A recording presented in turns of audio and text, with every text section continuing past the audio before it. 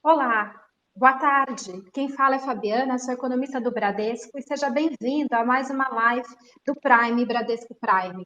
Hoje, o nosso tópico, a nossa conversa vai ser sobre renda fixa, os fundos de renda fixa, e imagino que vocês têm uma série de perguntas, já recebemos algumas ao longo do dia pelo Instagram do Prime. Vou começar só olhando como foram os mercados hoje. Hoje foi um dia relativamente tranquilo. Nós encerramos a sessão de hoje com o petróleo em alta, em grande parte pela expectativa de que Estados Unidos, OPEP e Rússia chegarão a um acordo para que os preços possam se elevar em alguma medida, dado que os preços atuais não têm sido remuneradores para as operações do segmento de petróleo. Os mercados de juros ficaram relativamente estáveis, com uma discreta queda, em grande medida repercutindo o Congresso, que tem avançando bastante em diversas propostas, e também as medidas que têm sido adotadas aqui no Brasil para dar suporte à economia. A Bolsa terminou em alta, mesmo com informações vindas dos Estados Unidos, que os pedidos semanais de auxílio-desemprego chegaram a um nível recorde, e o câmbio terminou estável ao redor de 5,25, um pouquinho acima disso, tá? Aqui no Brasil, os casos do novo coronavírus continuam avançando, tanto em termos de pessoas infectadas quanto de mortes. Eu vou iniciar, como economista, fazendo um panorama do cenário econômico e trazendo informações que serão bem relevantes para que o André Caetano, nosso superintendente da Bran, que vai aqui dividir comigo essa conversa com vocês os próximos 30, 40 minutos, vai usar para explicar melhor para vocês o que tem acontecido com os fundos de DI, por que a rentabilidade tem sido negativa, o que pensar daqui para frente, onde eu coloco os meus recursos, tiro de uma coisa, coloco em outra. Bem, então, uma pequena retrospectiva que todo mundo deve estar já assistindo. A pandemia do novo coronavírus, iniciada na China, que depois foi para a Europa, para os Estados Unidos, chegou aqui no Brasil, tem levado a grande maioria dos países, estima-se que pelo menos um terço do mundo esteja paralisado neste momento. E, obviamente, que isso tem uma implicação direta para a atividade econômica, que ficar paralisada, que vai ter uma redução de atividade. E a pergunta é, o que eu faço nesse período em que a renda cai, em que uma série de empresas não vai ter arrecadação, não vai ter receita. Nesse período, as políticas econômicas foram sendo adotadas para dar suporte não só às empresas, não só às famílias, mas ao sistema financeiro. Então, tentando fazer uma retrospectiva não só para o Brasil, mas para o restante do mundo, a hora que o problema começou a vir à tona e as políticas de fechamento das cidades começaram a ganhar força, as primeiras medidas que vieram foram o que a gente chama de políticas monetárias. Foram cortes de juros, para que assim que a economia melhorasse, você tivesse condições de crédito mais baratas, ou que refinanciasse suas dívidas a juros mais baixos. E nessa mesma direção, houve uma série de medidas, conduzidas principalmente pelos bancos centrais, para dar injeção de liquidez, dar garantia ao sistema financeiro, dar suporte aos mercados nesse período de maior dificuldade. Em seguida, as medidas vieram na direção de pensar na questão da saúde. Então, diversos países aceleraram programas de saúde, a aceleração de obras de hospitais, compras de equipamentos, financiamento e desenvolvimento de diversas pesquisas, e também as medidas mais recentes têm vindo do cunho fiscal, para que as empresas, nesse período de maior dificuldade, reduzam o pagamento dos seus impostos, ou sejam até isentas nesse período, e mais recentemente as medidas voltadas à renda, ao mercado de trabalho, para que as empresas não demitam ou, caso optem por alguma flexibilização de trabalho, as famílias tenham renda nesse período. Tá? Então, se eu puder empacotar todas as medidas que foram adotadas até agora, eu teria monetárias, corte de juros, injeção de liquidez, o que faz com que os bancos centrais tenham que aumentar seus balanços, seus ativos, um movimento muito parecido que foi observado ali em 2008, e as medidas de cunho fiscal, que são para dar suporte à saúde, com ampliação de leitos, compra de equipamentos, investimentos em vacinas e novos remédios, e as de suporte às empresas e às famílias. Tá? Então, esse é um pacotão. Ao mesmo tempo, a gente tem monitorado o que tem acontecido com a atividade econômica mundial. A China talvez seja a referência, porque foi a primeira que entrou nesse processo, aparentemente a primeira que sai, né? Os casos de contaminação foram contidos, né? Eles começaram a ceder já no final de fevereiro, e a economia ficou fechada até meados de março e tem voltado à normalidade. Os indicadores mostram que ela tem sido lenta, gradual, as pessoas têm uma resistência natural nesse processo de voltar à normalidade, mas isso tem acontecido. Ao mesmo tempo, o restante do mundo, em especial os Estados Unidos e Europa, vieram depois nesse processo, e a retomada tem sido mais lenta. Por que eu estou dizendo tudo isso? Porque o Brasil está um pouco nessa direção do que a gente viu na Europa e nos Estados Unidos. Os indicadores dessa semana, por exemplo, mostram que em março, alguns segmentos registraram quedas de 20%, 40%. Isso leva a uma queda do PIB forte no primeiro tri, mas muito mais forte no segundo trimestre. Recentemente, até atualizamos o nosso cenário de PIB para o Brasil por uma retração de 1%. Essa retração, naturalmente, vai demandar uma série de ações, como eu já mencionei, e eventualmente outras. Para a gente fechar essa narrativa e depois eu amarro tudo isso, uma preocupação que vem neste momento, e até algumas pesquisas entre chineses, qual a sua maior preocupação neste momento? É a inflação. E por que a preocupação na inflação? Porque as coisas que as pessoas estão comprando neste momento, basicamente alimentos, tiveram uma pressão inicial, medicamentos, alimentos e material de limpeza, que foi a primeira coisa que nós, inclusive, fizemos quando soubemos que teríamos que ficar em casa por um período prolongado. Então, houve sim pressão pontual. Por outro lado, o que os dados mais recentes mostram é que mesmo a alimentação aqui no Brasil vem cedendo, porque as pessoas estão comprando menos, o movimento de restaurante despencou, e aí a demanda final foi menor. Não só alimentação, não só medicamentos, não só material de limpeza fazem parte da inflação. Tem um componente muito pesado que é serviço, que certamente vão desacelerar nesse período. Você fica em casa, você faz compras pela internet ou faz compras essenciais de medicamento e supermercado. Então, restaurantes, serviços de lazer, entretenimento, tudo isso praticamente paralisou. E isso vai ter uma deflação, uma desaceleração da inflação bastante acentuada. Soma-se a isso os preços de commodities. E o que eu quero dizer com isso? Petróleo. O preço do petróleo, refletindo a queda da demanda mundial, caiu de forma significativa. Isso bate diretamente em custos, não só do combustível, não só da gasolina, que nós temos circulado menos pelas ruas, mas também uma série de cadeias, como petroquímicos, plásticos e outros derivados que vão ter um alívio. Portanto, guardem essa informação. É um período de inflação muito baixa, seja porque a demanda caiu, seja porque preços de commodities estão caindo.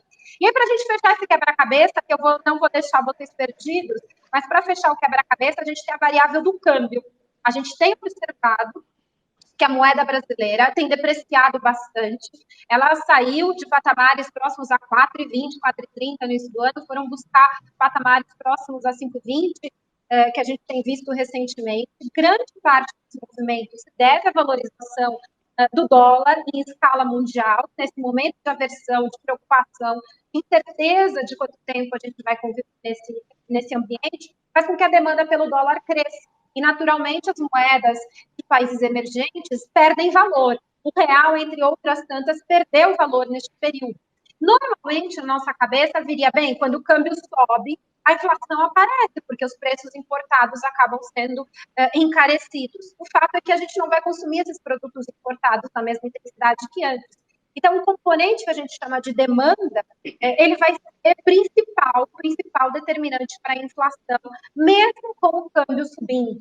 Então, eu só amarrando aqui nesse cenário, nesse monte de variáveis, né, o que a gente enxerga para a atividade é que ainda teremos alguns meses de retração, isso faz com que a inflação venha para baixo, e neste período de volatilidade e incerteza, a moeda brasileira fica em patamares mais elevados. Nós enxergamos que o segundo semestre tende a ser bastante diferente em termos de desempenho da atividade econômica, isso faz com que o PIB termine o ano numa retração de 1%, a inflação IPCA, a inflação ao consumidor, em 3%, e pode ser mais baixo do que isso, se as pessoas forem mais resistentes à retomada da atividade econômica, e o câmbio terminaria em 4,70. E é para fechar a variável que vai ser chave para a nossa discussão de renda fixa, o que acontece com a taxa de juros? Nesse ambiente, a taxa de juros tende a continuar caindo. Vai ser um mecanismo, não só agora, nesse momento de incerteza e dificuldade, mas na hora que a economia estabilizar, na hora que a gente tiver melhor sensibilidade do que está acontecendo, a inflação baixa e a atividade precisando de estímulos, a taxa de juros continuará caindo. Nosso cenário considera que a Selic chega ao final do ano em 3%, o que numa conta de padaria, com uma inflação em 3%, com juros de 3%, é juros real praticamente zerado, né? E aquela sensação de que meu dinheiro não rende mais nada. Isso depois o André nos ajuda a entender.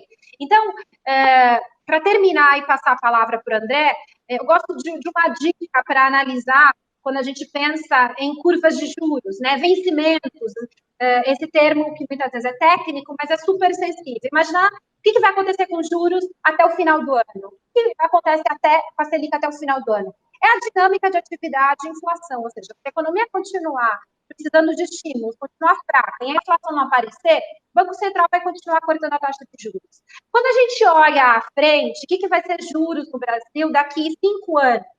Não é, a gente não tem muita sensibilidade do que vai acontecer com a economia. Aí entra a última variável que eu quero falar, e de fato agora é a última, antes de passar a palavra para o André, é a política fiscal.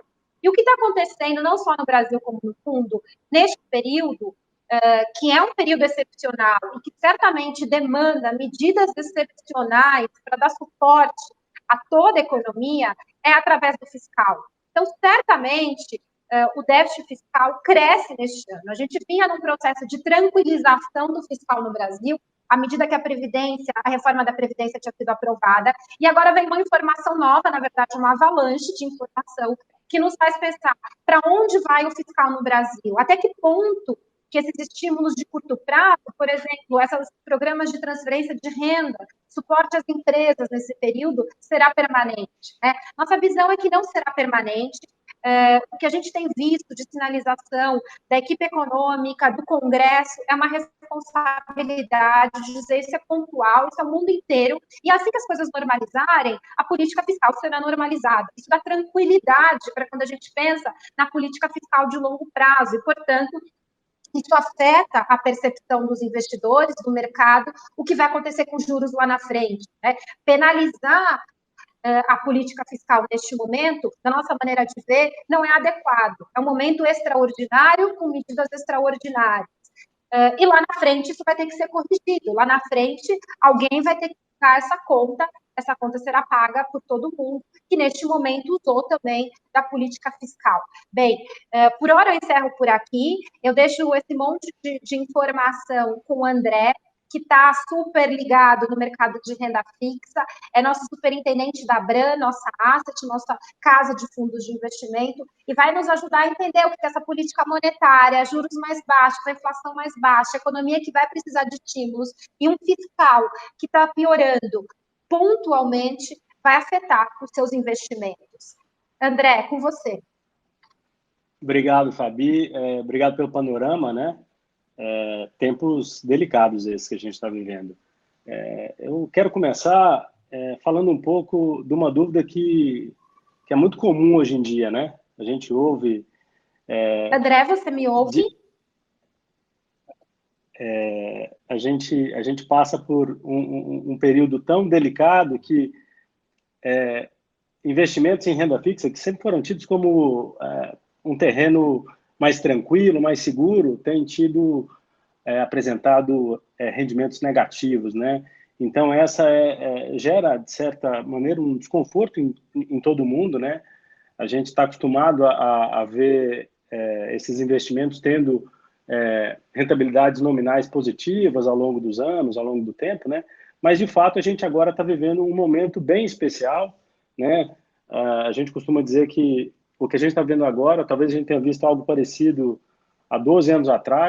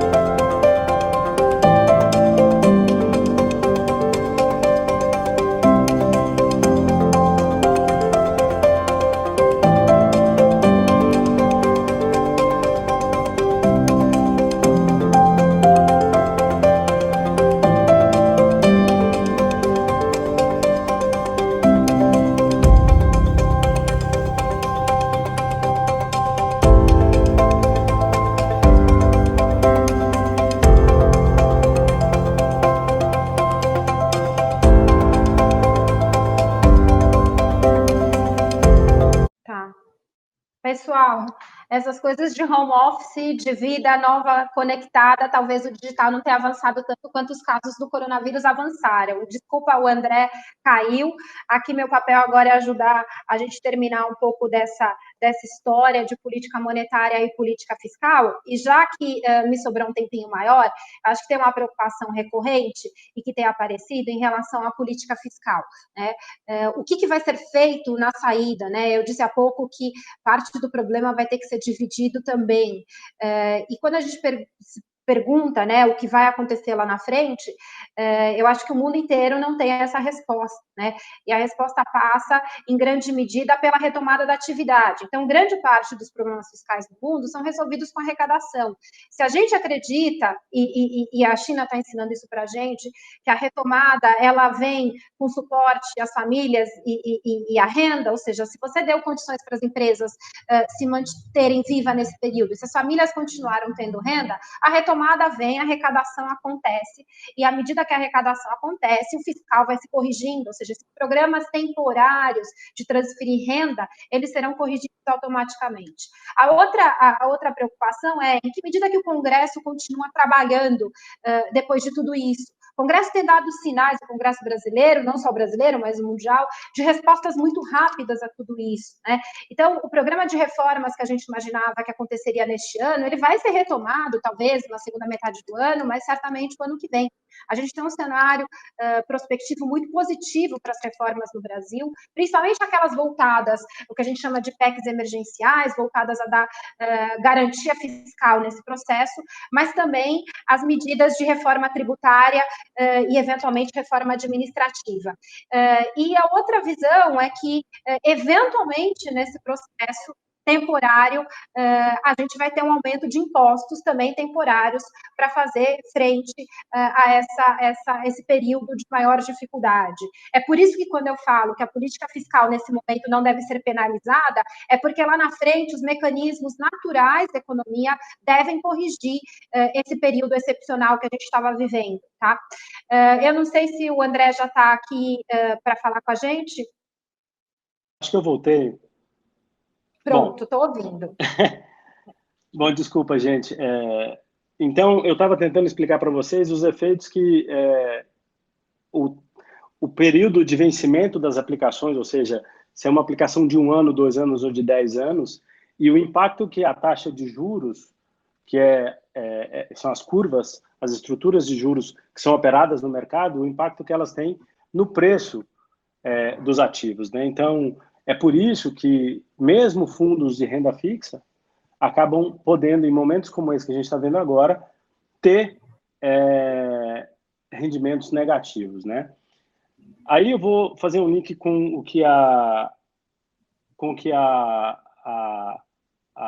Fabi acabou de colocar, que foi do que está acontecendo, o que tem impacto para o curto prazo, ou seja, para essa parte mais curta da curva, e o que tem impacto para a parte mais longa da curva, né? Então, ela foi muito clara, ou seja, tem um componente que é a questão da taxa de juros, que o Banco Central, assim como todos os outros bancos centrais do mundo, tem agido e reduzido as taxas de juros.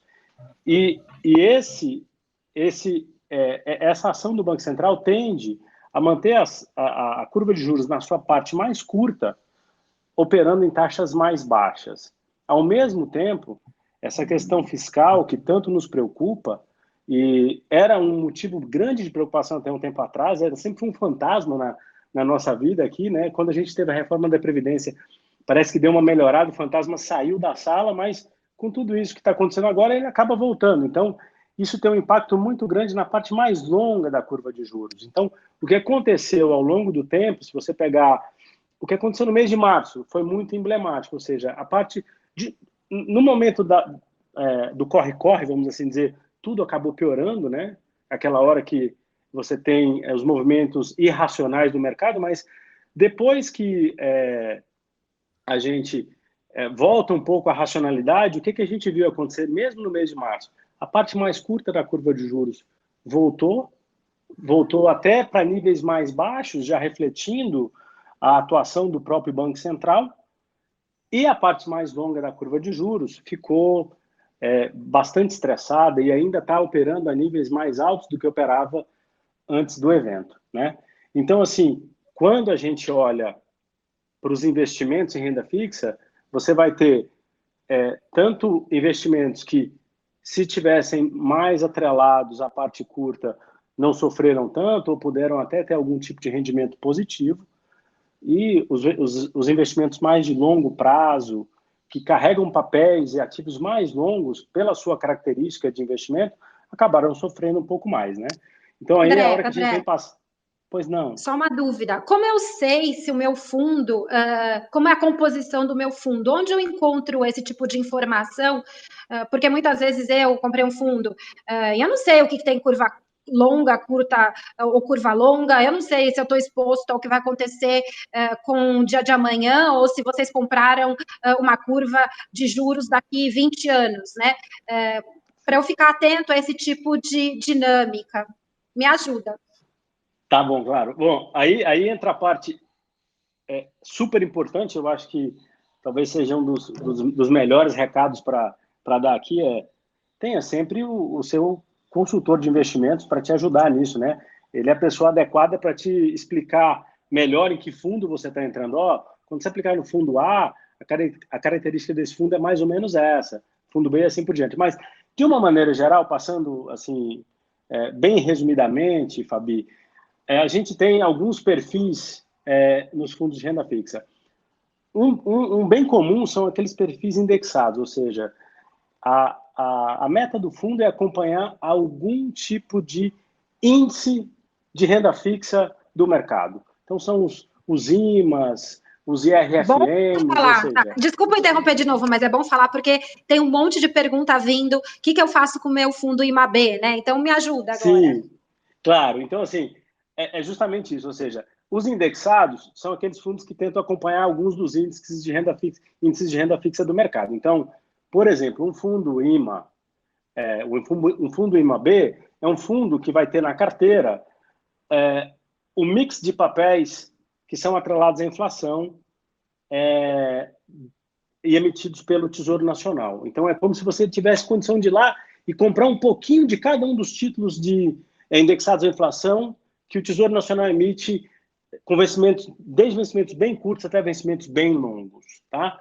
Não, eu quero uma coisa que seja ainda mais ampla, eu quero um que acompanhe o que eu quero que tenha pré e que tenha prefixado e tenha inflação. Aí você pode ter um índice que acompanha o IMA, que é mais ou menos o retrato do que é a dívida pública emitida pelo Tesouro Nacional.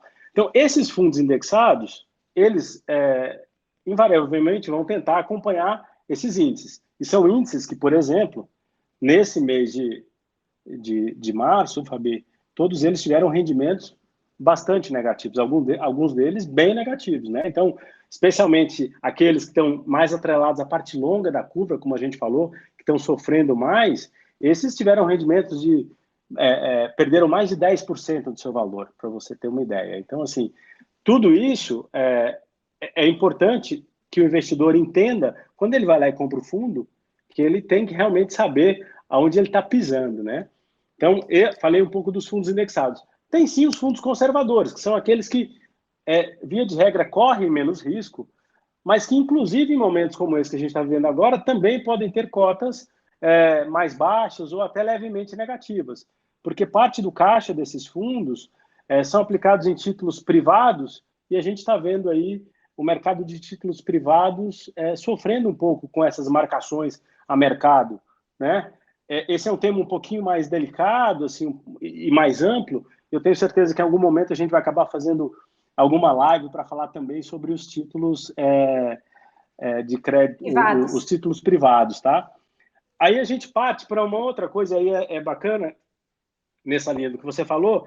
Tem os fundos de previdência, ou seja, previdência deveria ser o tipo de investimento mais de longo prazo, né? Ou seja, quando eu vou lá e aplico numa previdência, eu não tô tendo a expectativa de usar aquele capital no curto prazo. Aquilo é para minha aposentadoria. Então, é normal que os fundos de previdência, por essa característica, carreguem na sua carteira títulos também mais longos, não só títulos longos, mas títulos também mais longos, né? Então, é normal que, num mês como esse que a gente viu agora, alguns dos fundos de previdência tenham tido aí uma rentabilidade negativa, justamente por conta disso. O movimento na curva de juros longa foi muito forte, foi muito ruim, né? Os índices longos, como eu acabei de falar, performaram muito mal, e é normal que esses investimentos em previdência acabem tendo esses títulos mais longos e que acabaram sofrendo e prejudicando a rentabilidade dos fundos. Aí a gente vem para uma outra classe de fundos, que é o que a gente chama de gestão ativa, ou seja, são fundos que têm como benchmark acompanhar o CDI, mas que aí sim, às vezes, eles têm um perfil mais arriscado, ou seja, o gestor tem a prerrogativa de investir e ir mudando o portfólio à medida que ele vai vendo o que está acontecendo no mercado, né? Então, você vai ter fundos de gestão ativa que tiveram uma performance ruim também, porque talvez estivessem posicionados na parte mais longa da curva, e você vai ter fundos que talvez tenham performado bem.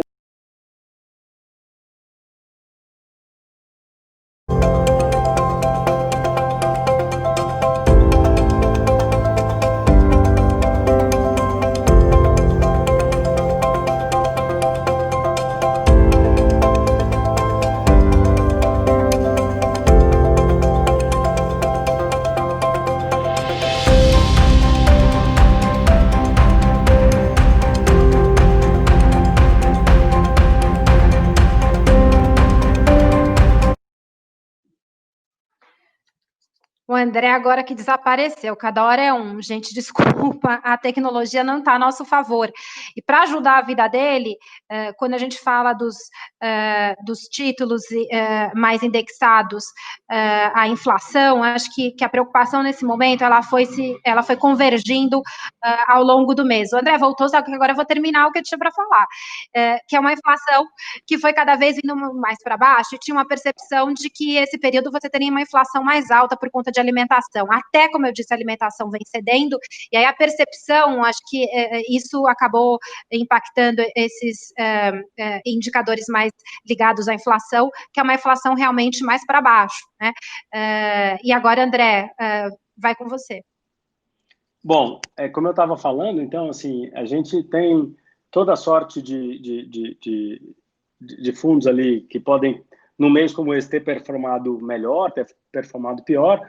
Depende muito do posicionamento que o gestor, no caso dos fundos de gestão ativa, do posicionamento que o gestor tinha naquele momento. Se ele conseguiu se beneficiar, por exemplo, dessa queda de juros, que acabou vindo por conta dessa pandemia e que foi uma realidade não só no Brasil, mas no mundo inteiro. O que eu acho que é super importante também colocar, né, Fabi, nesse momento, é que os investidores precisam ter aí calma, ter paciência e serenidade, se ater bem à questão do perfil que tem, né, de investimento, porque, assim, via de regra, as pessoas pensam no investimento e elas pensam no retorno do investimento, quando, na verdade, quando você aplica num fundo de investimento, ou quando você aplica em qualquer aplicação financeira, você tem que entender que existe um risco atrelado aqui. Então, é um contrato de risco. Quanto maior o risco que você corre, maior a chance de ter um retorno melhor.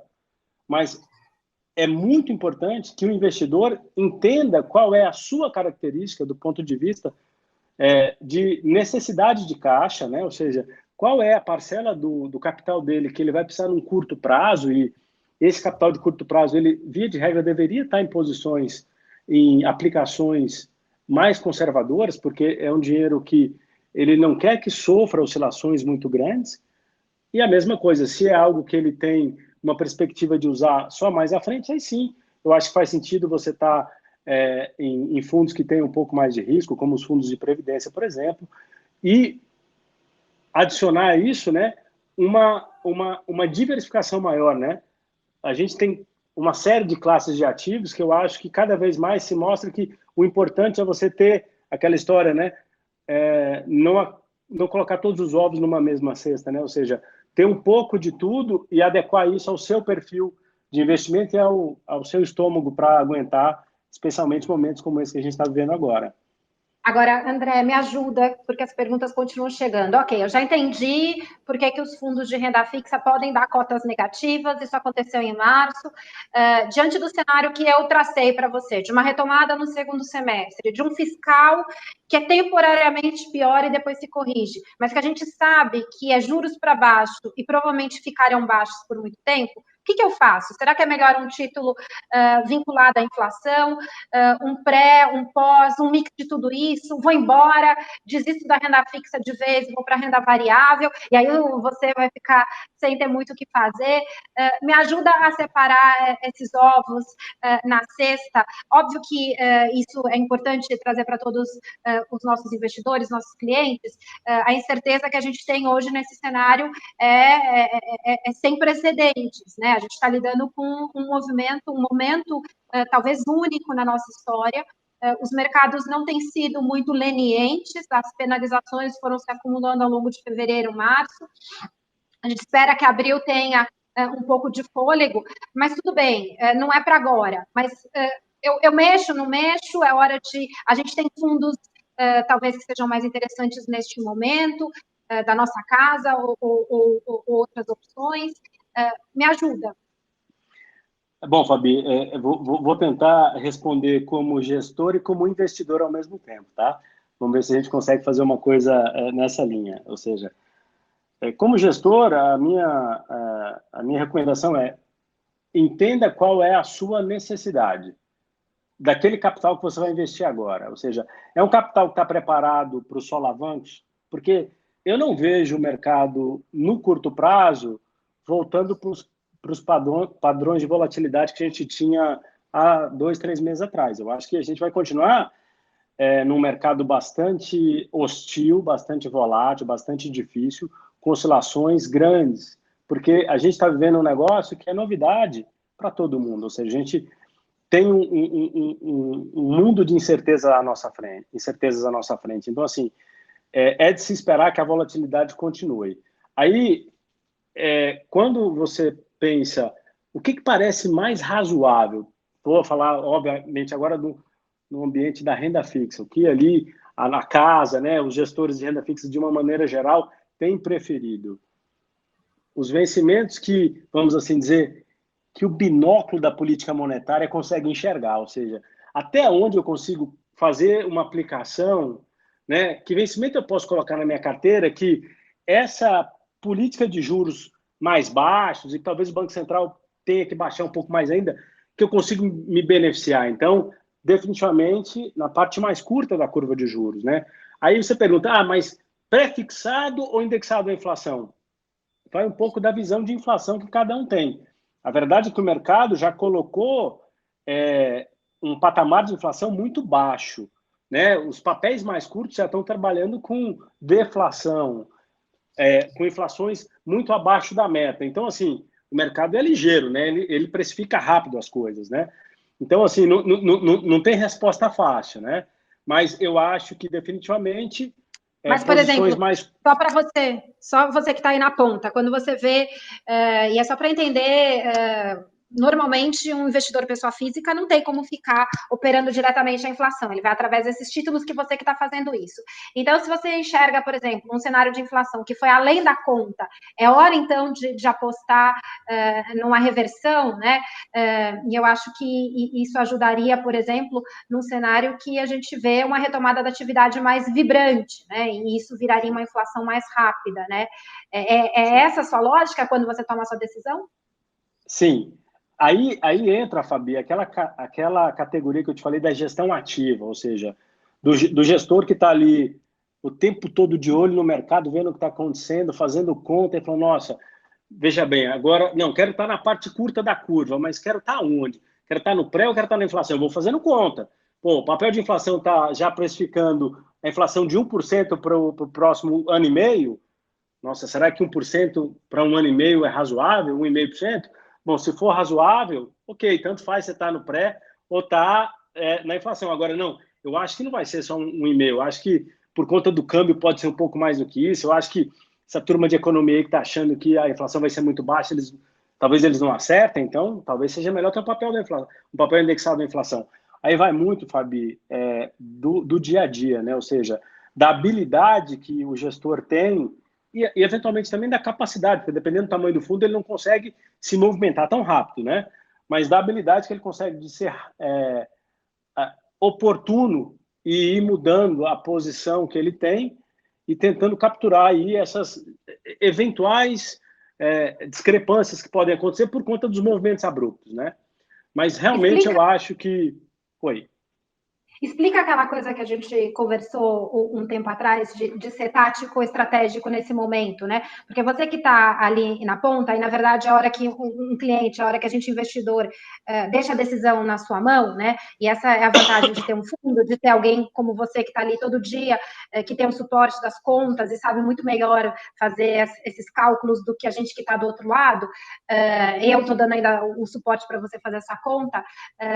Como que é essa coisa do tático estratégico num momento completamente nebuloso como esse, né? Isso ajuda e pode dar segurança para o nosso investidor que está ali do outro lado. Claro, Fabi, aí entra de novo, né? Assim, primeiro eu preciso entender que tipo de fundo eu faço a gestão, né? Então, assim, um fundo de previdência, ele acaba tendo uma posição estrutural um pouco maior, ou seja, até porque essa é a característica dele, né? Agora, quando eu venho para a gestão ativa, aí eu acho que dá para ser um pouco mais, responder um pouco melhor na linha do que você me perguntou. Eu, como gestor agora, acho mais razoável ter posições táticas do que posições estratégicas. Ou seja, eu acho ainda muito difícil olhar para o cenário, olhar para as curvas de juros e falar assim, não, eu vou fazer uma posição agora e eu vou carregar essa posição por um bom tempo, né? Eu estou chamando isso de estrutural, de estratégico. Eu acho que agora talvez seja o momento de tentar ser um pouco mais ágil e um pouco mais tático. Por quê? Porque eu acho que o mercado vai dar oportunidade, ou seja, é um mercado que está oscilando muito, a volatilidade está muito alta, são movimentos muito grandes ao longo do dia, né? Então, assim, num cenário como esse, de muita volatilidade e pouca visibilidade, eu acho que estar mais tático é mais razoável, né? Então, eu acho que as posições que tentam ter esses ganhos de curto prazo, talvez elas sejam mais vencedoras do que as posições estruturais. Obviamente, você pode olhar, ter um case bom e montar uma posição que vai sofrer aí ainda com o que a gente está vivendo, mas que no intervalo de, aí sim, 6 meses, um ano, aí vai se mostrar uma posição super vencedora, né? Então, eu acho que é um pouco do estilo de gestão, é um pouco do entendimento de como está isso tudo, mas acho que, de uma maneira geral, é meio consenso no mercado que a volatilidade ainda continua alta. Tá. O tempo passa muito rápido, a gente já está próximo do fim,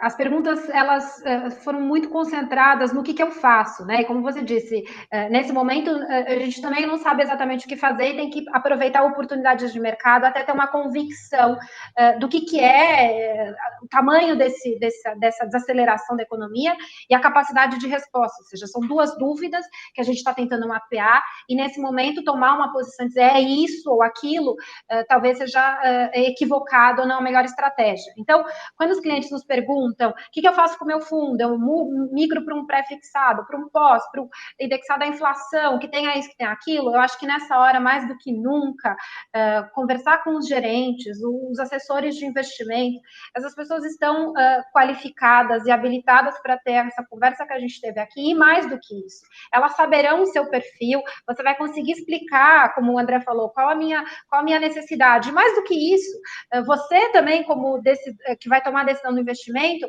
a pergunta pode ser, o que você acha que vai acontecer com a inflação? Né? Você acredita nesses números que a Fabiana trouxe aqui de inflação, que vai ser 3, que vai ser 2, que vai ser 4? Você acredita que a retomada vai ser pior ou melhor? Às vezes eu falo assim, está na sua mão decidir também, e aí você vai ter as oportunidades na sua mão, né? Quando está na mão do gestor, do André, ele tem a premissa dele, ele tem toda a equipe de economistas que está ajudando. Mas você, como investidor, também pode dizer, tá tudo errado, vai ser muito pior, vai ser muito melhor. E aí o seu assessor vai dizer, então esse produto está mal precificado.